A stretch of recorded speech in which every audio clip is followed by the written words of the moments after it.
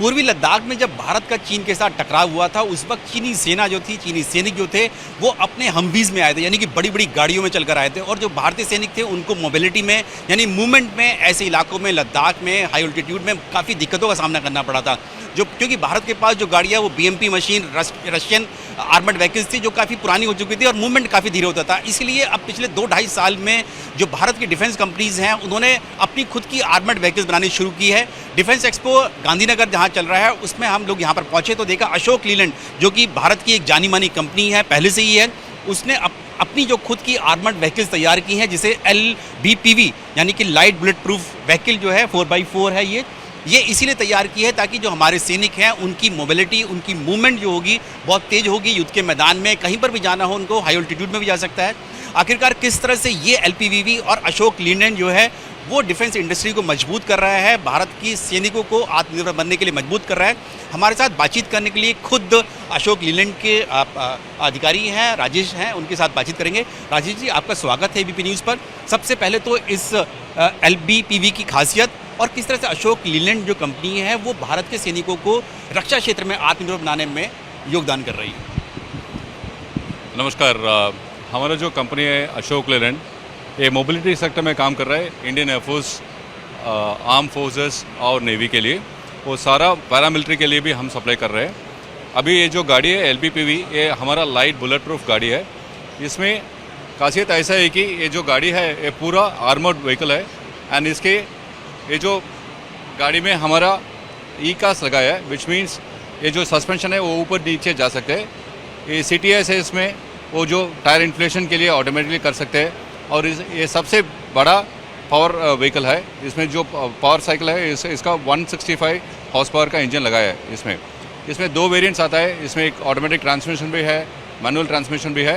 And इसे और दूसरा खासियत ऐसा है कि ये जो 4+2 सैनिकों के लिए बराबर है, क्योंकि बैठ सकते हैं, 2 आगे बैठ सकते हैं, ड्राइवर 2 आगे, और ऊपर में हमारा फायरिंग पोर्ट्स भी है, कढ़ाई होके भी काम कर सकते हैं जी।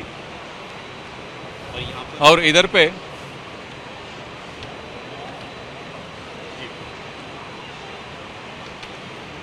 ये जो पीछे का है, इसमें 4 सैनिकों बैठने के लिए जगह है।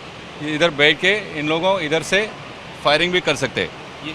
ये फायरिंग, इसका फायरिंग पोर्ट है, इधर से कर सकते हैं। तो ये जो हमारे सैनिक होंगे जो अगर कहीं लड़ाई युद्ध के लिए जाते हैं तो उसमें इस्तेमाल हो सकता है, इस्तेमाल कर सकते हैं। ये सर्विलेंस के लिए यूज़ कर सकते हैं। और इसके पीछे जो लोड बॉडी हमने कराया है, इसमें थोड़ा अम्यूनिशंस भी रख सकते हैं इधर पे। यस। एंड इसका और एक दूसरा खासियत ऐसा है कि इसका इंजन जो है वो पूरा बीच में लगा है। तो उससे क्या होता है बीच में लगने से अगर कोई अटैक होता है, वो इंजन जो आगे से अटैक होता है तो इंजन का कुछ नहीं होता है, डैमेज नहीं होता है। ये पूरा इंजन बीच में लगा है। सो वो पूरा वो ट्रांसमिशन सिस्टम और पावर ट्रेन पूरा बीच से वो चारों मिल के आ रहा है। सो ये जो 4x4 वेरिएंट है, इसके बड़ा वेरिएंट भी हम बनाते हैं, उसका we call it as medium bullet proof vehicle. Rajesh ji, ये क्या हम लोग देखते हैं क्योंकि हमारी जो सेना है वो काफ़ी हाई ऑल्टीट्यूड रीजन्स में, पहाड़ों पर तैनात रहती है, तो वहाँ पर भी मूवमेंट में काम आ सकती है। एक्चुअली ये जो व्हीकल है ये सारा हमारा पूरा डेजर्ट एरियाज़ और हायर ऑल्टीट्यूड माउंटेन्स में भी वो पूरा ट्रायल्स कर चुका है। एंड अभी तो हम 9 व्हीकल इंडियन एयरफोर्स को दिया है और 26 गाड़ियों का अभी भी ऑर्डर हम तैयार कर रहे हैं, इसी साल में कर देंगे। एयरफोर्स को हाँ जी। जैसे अभी वो पुलवामा अटैक हुआ था, air force also need some vehicle, वो जो सैनिकों की मूवमेंट के लिए और प्रोटेक्शन के लिए, they can also do the surveillance out there. तो ये हमारे साथ राजेश जी हैं जो अशोक लीलैंड के बड़े अधिकारी हैं, जो बता रहे हैं कि ये जो गाड़ी है ये इसलिए बनाई गई है ताकि जो सैनिक हैं पेट्रोलिंग कर सकें।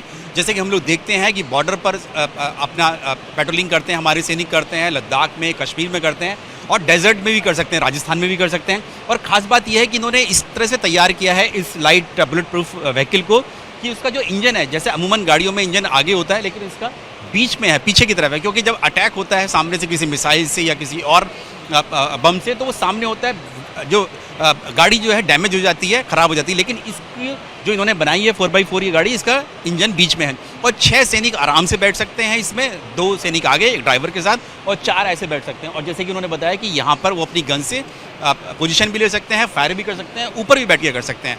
और एक और बात कि भारतीय वायुसेना, क्योंकि भारतीय वायुसेना भी अपने जो एयरबेस है या फिर अपने जो उनका एरिया है वहाँ पर उनकी पेट्रोलिंग होती है अपने बेसिस की, तो उसके लिए भी ये गाड़ियाँ जो हैं एयरफोर्स ले रही है और आने वाले समय में और आर्म फोर्सेज ले सकती हैं। राजेश जी हमारे साथ बने हुए हैं। राजेश जी, और किस तरह से जो अशोक लीलैंड है, हमने ये गाड़ी देखी, क्योंकि अशोक लीलैंड तो पहले से ही बहुत बड़ी कंपनी है, हम लोग देखते हैं कि उनकी गाड़ियाँ हैं, उनकी सेना के पास भी गाड़ियाँ उनकी हम लोग देखते हैं। तो अब आगे किस तरह से आप फ्यूचर देखते हैं इस डिफेंस एक्सपो के बाद? ये डिफेंस एक्सपो में हमने अभी क्या किया, ये सारा T-72 टैंक्स है अभी इंडियन आर्मी के पास, उसका खुद वो आत्मनिर्भर भारत के लिए वो पूरा T-72 का टैंक्स हम उसका गियर बॉक्स हम बना रहे हैं, both left hand and right hand drive. हम लोग अभी 600 हॉर्स पावर का इंजन भी डेवलप किया है, वो तो futuristic vehicles for the tanks today. और हम लोग अभी वो GS the general service light truck भी लॉन्च कर रहे हैं, उसका नाम है जीत 4x4।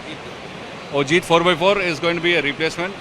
वो पूरा आत्मनिर्भर भारत की वजह से वो जो गाड़ी है वो पूरा इंडिजिनसली डेवलप्ड है, इसमें कोई इम्पोर्टेड वस्तु भी नहीं है एंड पूरा इंडिया में बना है गाड़ी है।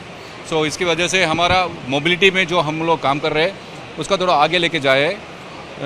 और जब भी वो स्टैलियन कर रहे हैं, सुपर स्टैलियन कर रहे हैं, सुपर स्टैलियन में हमारा वेरिएंट है 4x4 से 12x12 तक। उसके बाद में हम लोग अभी आर्मर्ड व्हीकल बना रहे, medium bullet proof, light bullet proof, और उसके आगे हम लोग GS भी लॉन्च कर रहे हैं इस एक्सपो में।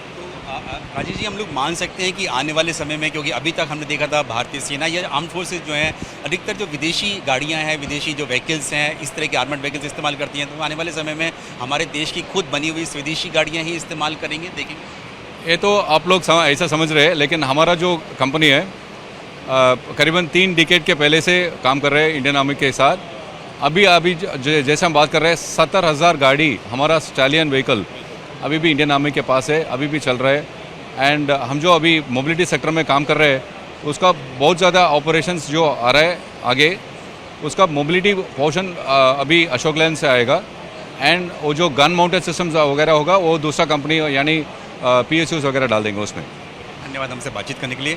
अशोक लीलैंड जैसे हम लोग जानते ही हैं, चाहे ट्रक हो चाहे सेना के ट्रक हो, हम लोग बिल्कुल सही कहा राजेश जी ने कि बड़े लंबे समय से हम लोग देख रहे हैं कि भारतीय सेना के जो ट्रक्स होते हैं, मिलिट्री व्हीकल्स जो होते हैं, वो अशोक लीलैंड के ही हैं, जो स्टैलिन जिसका नाम बताया उन्होंने। और अब जो है वो आर्मर्ड व्हीकल्स में भी अब अपना कदम रख रहे हैं और उन्होंने रख दिया है, एयरफोर्स को गाड़ियाँ सप्लाई करना शुरू कर दिया है। और अब आने वाले समय में हम देख सकते हैं कि भारत की और जो सशस्त्र सेनाएँ हैं वो भी इसका इस्तेमाल कर सकती हैं, चाहे पेट्रोलिंग करने के लिए कर सकती हैं बॉर्डर्स की, या फिर जो है काउंटर टेररिज्म ऑपरेशंस में भी इस तरह की गाड़ियों का इस्तेमाल कर सकती हैं हमारे देश की सेनाएं। कैमरामैन वेद पांडे के साथ नीरज राजपूत, ABP न्यूज़, गांधीनगर।